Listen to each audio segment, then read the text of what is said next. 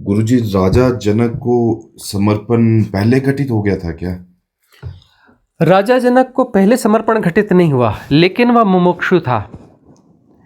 अर्थात वह जो है गहन रूप से जिज्ञासु था, मोक्षु ही लगभग कह ले।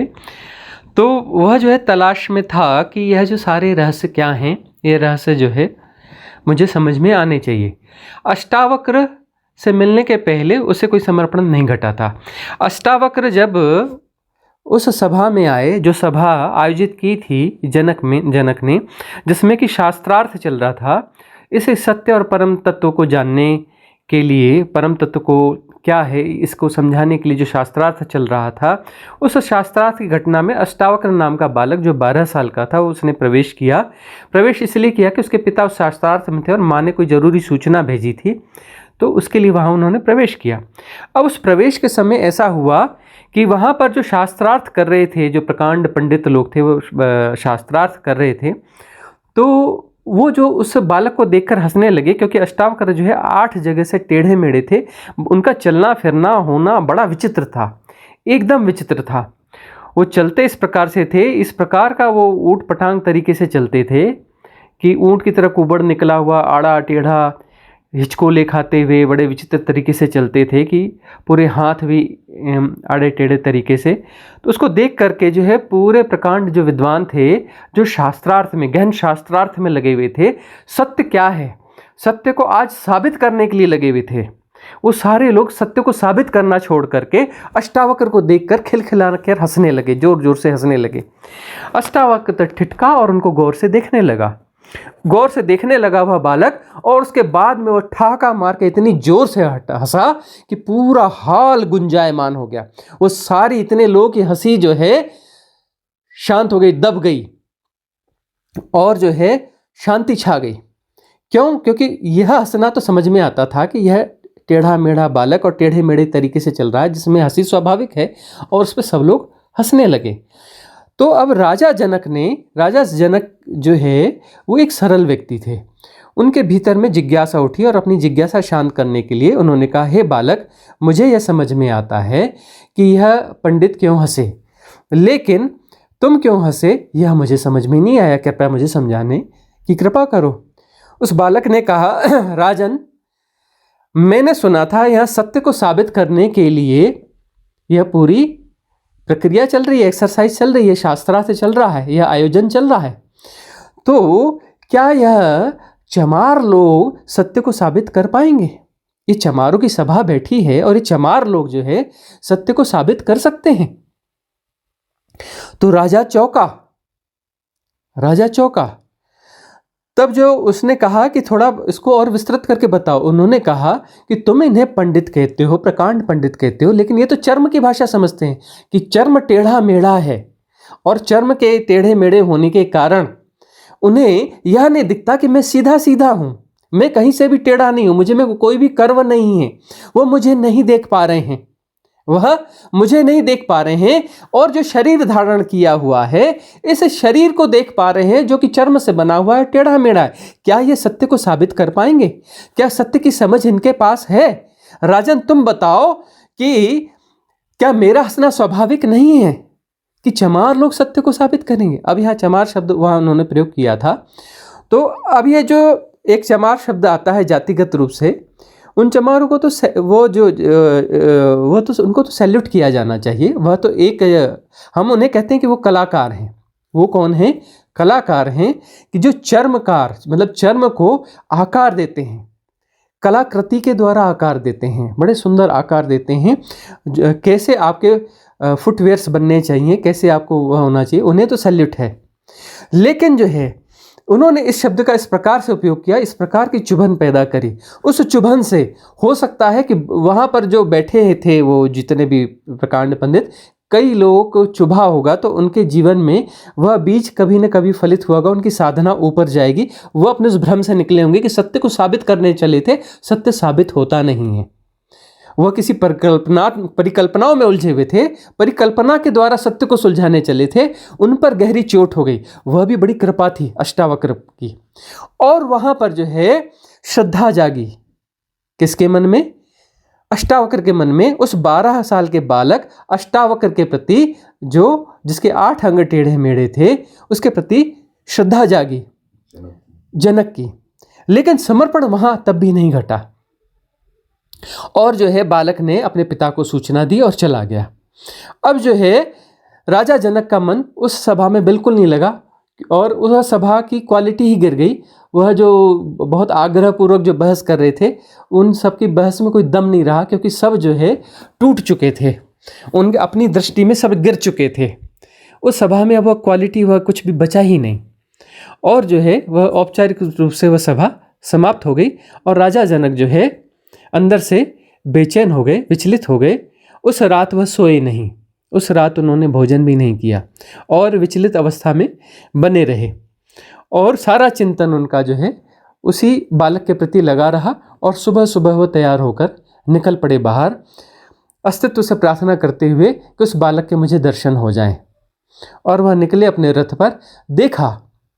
देखा एक जगह जा कर के कि वही बालक जा रहा था, और उनकी प्रफुल्लता का पारावार न रहा। वह उतरे, और उतर करके जा करके उन चरणों पर साष्टांग गिर पड़े, साष्टांग दंडवत कर लिया, पैरों को पकड़ लिया, और उन्होंने कहा, भगवान मुझे स्वीकार करें, भगवान मुझे स्वीकार करें, मैं जो भी हूँ, जैसा भी हूँ, समर्पित होता हूँ आपके प्रति। और वहाँ पर समर्पण घटा। और वह समर्पण जो घटा है, यह बहुत बड़ी घटना है। उन्होंने फिर हाथ जोड़कर प्रार्थना करी कि भगवान चलें, मैं आपको अपने महल में ले जाना चाहता हूँ, और मैं आपकी देशना का आग्रही हूँ, और मैं आपकी शरण में हूँ, अर्थात मैं आपका शिष्य हो चुका हूँ। अब मैं आपकी शरण में हूँ और आपकी देशना का आग्रही हूँ। तो वह जो है इतने शुद्ध भाव से, इतना अच्छा वह झुकना था, पूरी तरह से समर्पण था। उस समर्पण को देख करके अष्टावक्र इनकार नहीं कर पाए, और उस रथ में सवार हो गए, उनके साथ में आए। राजा जनक ने उनके अपने सिंहासन पर उन्हें बिठाला, उनके चरण धोए, और चरण धो करके उन्होंने उनसे प्रार्थना करी कि भगवान मुझे देशना दें। और जब उन्होंने देशना दी, पहला ही सूत्र वाक्य कहा, उस सूत्र वाक्य से ही उन्हें परम बोधि, परम ज्ञान, कैवल्य, मोक्ष घट गया। उसी समय ही घट गया, पहले सूत्र वाक्य से ही घट गया, क्योंकि समर्पण घट चुका था, रिजोनेंस परिपूर्ण हो चुका था। उन्हें दिख गया कि यह टेढ़ा मेढ़ा बालक नहीं है, बालक नहीं है, यह टेढ़ा मेढ़ा नहीं है, यह सीधा है। यह जो क्षुद्रता में समाया हुआ नहीं है, यह असीम है, यह निर्गुण है, यह निराकार है। दिख गया कि यह निर्गुण है, निराकार है, असीम है, परम तत्व है, परम अस्तित्व है, यही परम सत्य है। दिख गया तो वह देशना जो है पूरी भीतर समा गई, एक सूत्र में ही समा गई, और जो है सारे बैरियर्स विड्रा हो गए, और वह भी उनमें विलीन हो गए, अपने सदगुरु में विलीन हो गए। और सदगुरु जो जिस सिंहासन पर बैठे थे, वह जिस सिंहासन पर वह सदगुरु अष्टावक्र बैठे थे, वह सीट खाली थी, अष्टावक्र उसमें बैठे थे और वह सीट खाली थी, क्योंकि वह उस क्षुद्रता में समाते नहीं हैं। वह दिख गया, वह असीमता दिख गई, वह समर्पण परिपूर्ण हो गया। उस सूत्र वाक्य में उस वह देशना उनके भीतर पूरी तरह से समा गई, और वहाँ पर वह अपने गुरु में विलीन हो गए। पूरे अस्तित्व के प्रति समर्पण घट गया, वह वही हो गए, अस्तित्व ही हो गया। अस्तित्व में विलीन होने का मतलब क्या है? अस्तित्व मैं हूँ और अस्तित्व है, तो विलीन कहाँ हुए? मैं ही, फिर अस्तित्व ही बचा ना, अस्तित्व ही तो बचा ना। सत्य में विलीन हो गए का क्या मतलब? सत्य ही बचा ना, मैं कहाँ बचा? सत्य ही बचा। परम तत्व में विलीन हो गए का क्या मतलब है? परम तत्व ही बचा, मैं कहाँ बचा? पीछे कोई बचा ही नहीं, वही बचा। तो समर्पण इस प्रकार से एक बहुत बड़ी घटना है। यदि सचमुच में समर्पण घट जाए तो फिर समर्पण के बाद में अस्तित्व ही बचता है, मतलब मैं अस्तित्व हो गया। यह एक भाषागत रूप से क्षुद्र तरीके की बात है, अस्तित्व ही बचता है, मैं अस्तित्व हो गया। ये हम अपने आप को समझाने के लिए बोल सकते हैं, क्योंकि हमारी भाषा में ऐसा ही आएगा कि मैं अस्तित्व हो जाता हूँ। कि बूंद जो है समुद्र में समा गई, तो बूंद नहीं बची, लेकिन समुद्र तो बचा, लेकिन बूंद नहीं बचेगी। लेकिन हमारी भाषागत रूप से बात ठीक है कि मैं नहीं बचता, सत्य बचता है, मैं नहीं बचता, परम तत्व बचता है। मतलब मैं ही परम तत्व हो गया, मैं ही परमात्मा हो गया। मैं सिर्फ जिंदा हूँ। हाँ, तो लेकिन यह जो है, यदि ये हमारे समझने की बात है, लेकिन जो है इस रूप में वहाँ पर कुछ बचता नहीं है। वहाँ बाद में कोई परिकल्पना नहीं बचती, वहाँ कोई कहने वाला नहीं बचता कि मैं परमात्मा हो गया।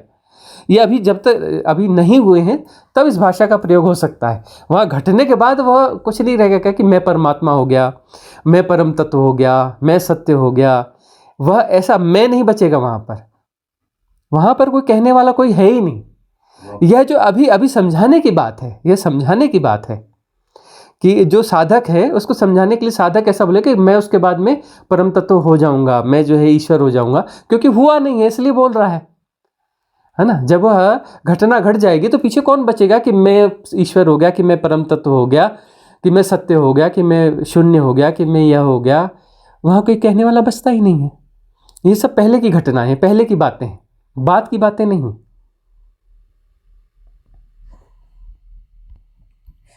फिर उस अवस्था में परमात्मा ही सत्य हो गया।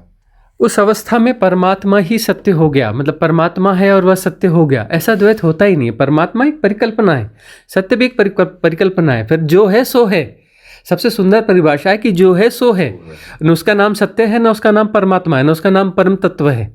जो है सो है। जब अष्टावक्र ने राजा जनक को पहला सूत्र दिया था, उससे पहले समर्पण घटित हो गया, तो क्या उस सूत्र की कोई आवश्यकता थी उस समय गुरुजी? और वो सूत्र की आवश्यकता थी तो वो सूत्र क्या था? पहली बात तो यह है कि समर्पण घट चुका था। अब समर्पण घट चुका था का अर्थ है कि अब वहाँ पर बस वह ऑन प्रोसेस ही था, वह चीज़ घट ही रही थी। वहाँ कुछ भी नहीं होता, बस वह मौन चुपचाप साथ में बैठे रहते। अष्टावक्र और जनक चुपचाप साथ में बैठे रहते। अष्टावक्र अपनी आंख बंद करके चुपचाप बैठ जाते तो भी घट जाता। उस सूत्र की जरूरत वहाँ पर अब बची ही नहीं थी। लेकिन तब भी जो है कोई बहाना हुआ। लाओ त्से को परम ज्ञान घटा। एक पत्ता टूटा, वो पत्ते को गिरते हुए उन्होंने देखा, हवा के साथ उड़ते हुए देखा, उन्हें परम ज्ञान घट गया। अब यदि वह पत्ता नहीं गिरता तो क्या लाओ त्से को वह परम ज्ञान नहीं घटता? उनको परम ज्ञान घटता ही। तो परम ज्ञान उन्हें घटता। अब पत्ते की जगह यदि उनकी बैठने की जगह कोई और होती या कोई और घटना होती, हो सकता है उनको गाय को देखते जाते हुए देखते और उनके परम ज्ञान घट जाता, या कुत्ते को भौंकते हुए देखते और परम ज्ञान घट जाता, या किसी पक्षी को उड़ते हुए देखते और परम ज्ञान घट जाता। परम ज्ञान तो घटना ही था। वो अवस्था तो अब हो ही चुकी थी। वहां पर पूरी परिपूर्ण सरेंडर हो चुका था। लाओ त्से को सरेंडर हुआ था पूरे अस्तित्व के प्रति।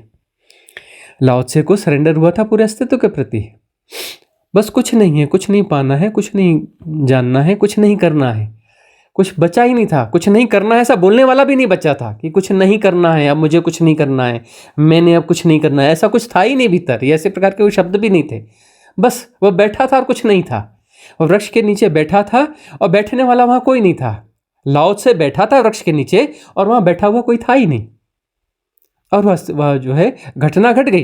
तो वह जो पत्ता नहीं भी गिरता तो लाओ त्से जो है परम ज्ञान को उपलब्ध हो जाता। वह प्रथम वाक्य जो है, प्रथम सूत्र जो कहा अष्टावक्र ने, उन्होंने नहीं भी कहा होता, वह सिर्फ मौन अपने सदगुरु के सानिध्य में बैठा होता तो भी घट जाता। लेकिन जैसे वह पत्ता गिरा वैसे ही जो यह हो गया। बुद्ध जो है, बुद्ध ने भोर का तारा देखा और उन्हें घट गया। यदि भोर का तारा वहां न होता या वो किसी और करवट लेटे होते, उन्हें वहां पर कुछ और देखता, एक लोमड़ी भागती हुई दिखती और उनको वहां घट जाता। लोमड़ी को देखकर भी हो जाता। यदि दूसरी करवट लेटे होते और वहां पे कोई लोमड़ी जा रही होती तो लोमड़ी को देख के घट जाता। सवाल वह था ही नहीं, वहां घटने की स्थिति हो चुकी थी, वह घटना ही था। तो अष्टावक्र को घट गया। तो गुरुजी, मेरा ये प्रश्न था कि जब समर्पण घटित होना होता है तो उसके लिए हमें शब्दों की या प्रवचन सुनने की या कोई विशेष क्रिया करने की आवश्यकता, ये एक अपने अंदर की घटना है जो घटित होती है और गुरु सानिध्य में बिना बात किए, बिना चर्चा किए, बिना कोई गहरे सूत्रों में या बिना गहरी बातों में जाए या बिना कोई गहरी क्रिया किए, ये सानिध्य में भी घटित होती है। और ये एक साधक के अंदर की घटना है जिसको गुरु अपने वहाँ पे होने से उसको घटित कर देता है या घट जाती है, पर इसमें कोई शाब्दिक बात करने की आवश्यकता है नहीं है। ऐसी एक घटना घटी, शिवपुरी बाबा हुए। तो शिवपुरी बाबा जो है 25 साल की उनकी अवस्था थी, उनका वैराग्य बोध कंप्लीट हो चुका था। वह एक साधु थे, सन्यासी थे, और वह निकले और आए अमरकंटक केरल से चल के, और 25 साल तक उन्होंने वहाँ पे साधनाएं करी। शंभुधारा जगह है, वहाँ पर उन्होंने गहन जंगलों में 25 साल तक साधनाएं करी और वहाँ आत्मज्ञान को, परिपूर्णता को उपलब्ध हुए।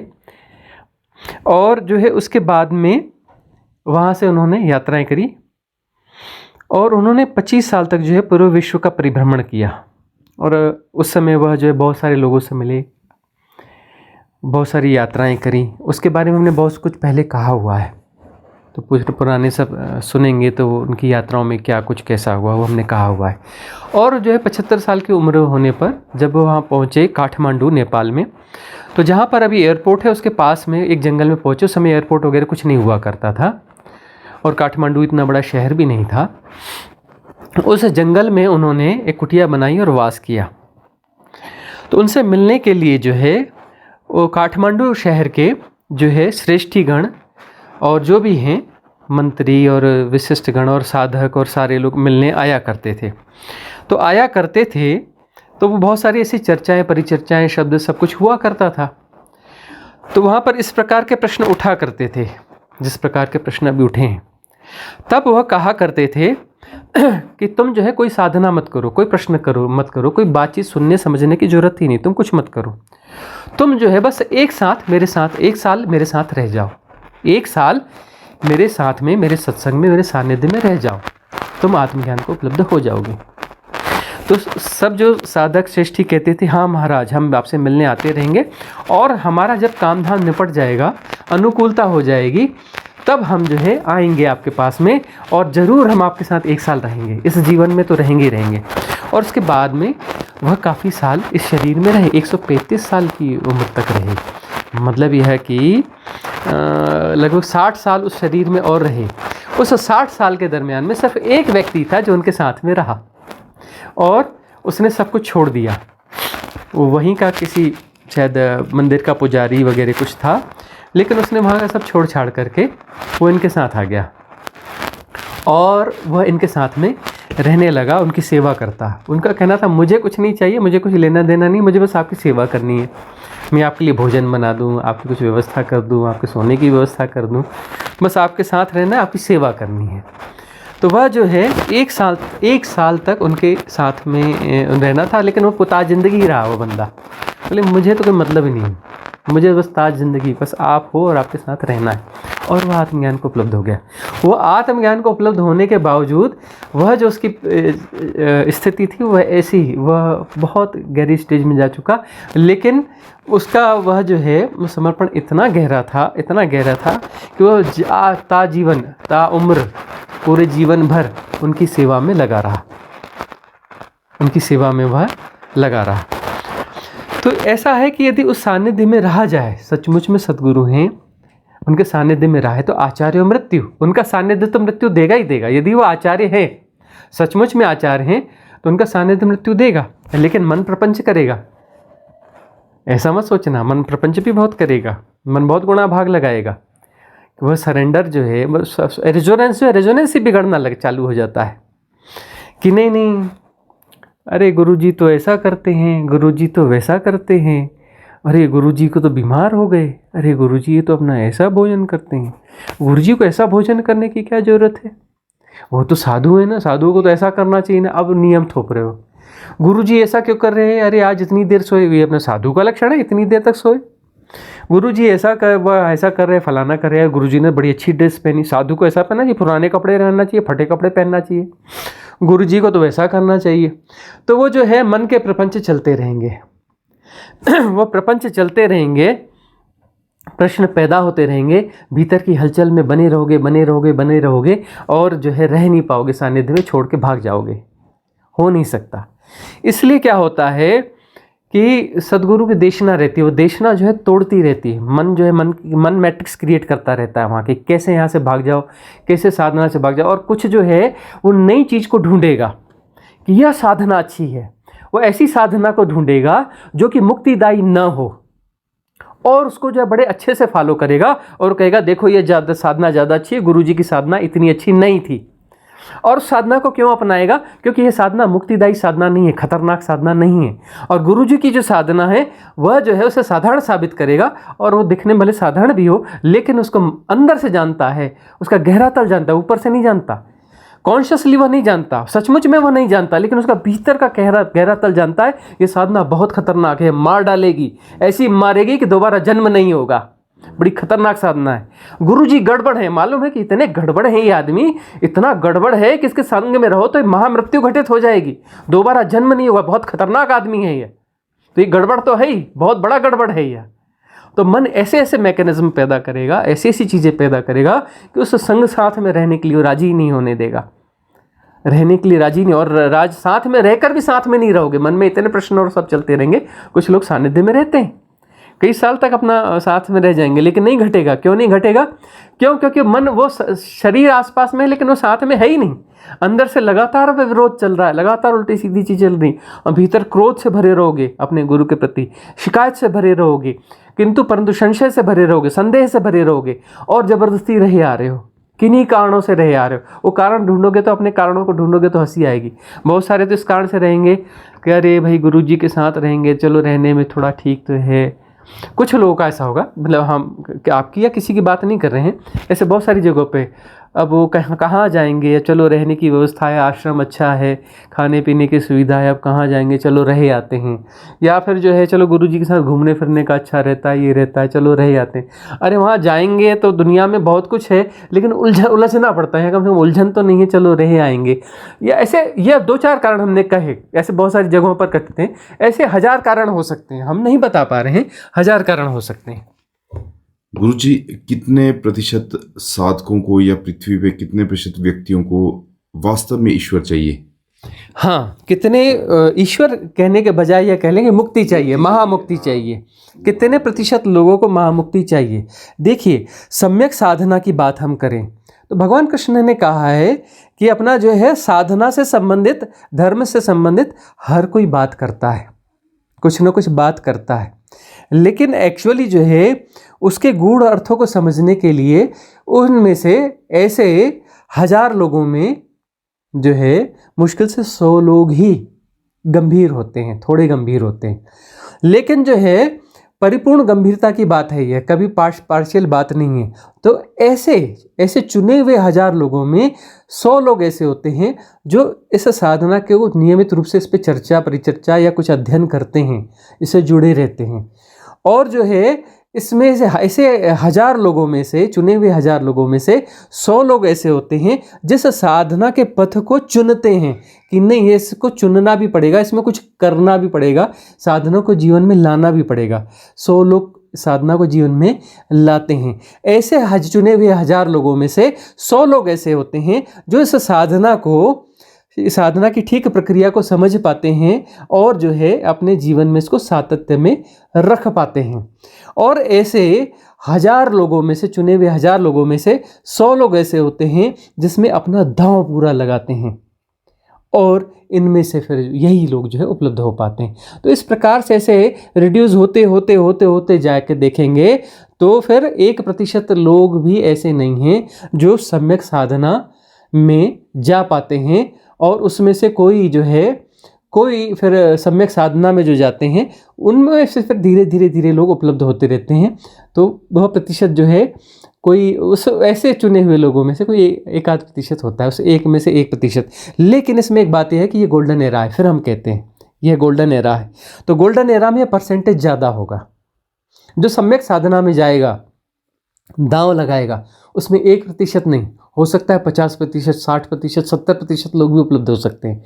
ऐसा है, 1% नहीं, 50, 60, 70% लोग भी उपलब्ध हो सकते हैं, 80% लोग भी उपलब्ध हो सकते हैं, 90% भी उपलब्ध हो सकते हैं सम्यक साधना में जो जाएगा इस एरा में। इसलिए गोल्डन एरा है, इस गोल्डन एरा को मिस नहीं करना चाहिए। ठीक है ना।